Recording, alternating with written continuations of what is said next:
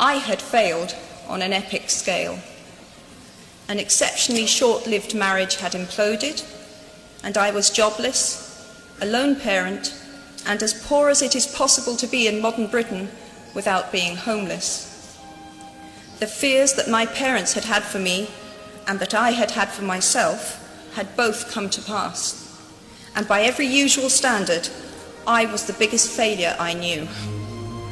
I had no idea then how far the tunnel extended, and for a long time, any light at the end of it was a hope rather than a reality. So why do I talk about the benefits of failure? Simply because failure meant a stripping away of the inessential.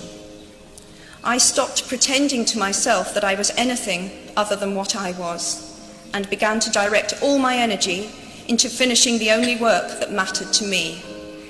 Had I really succeeded at anything else, I might never have found the determination to succeed in the one arena where I believed I truly belonged.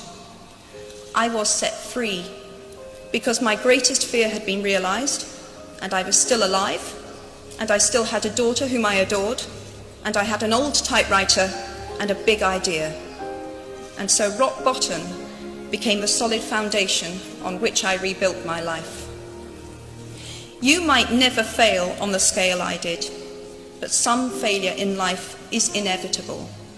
It is impossible to live without failing at something, unless you live so cautiously that you might as well not have lived at all, in which case you fail by default.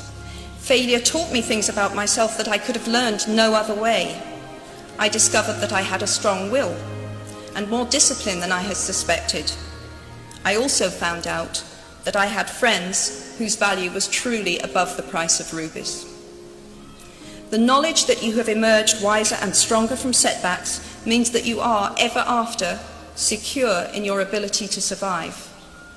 You will never truly know yourself or the strength of your relationships until both have been tested by adversity.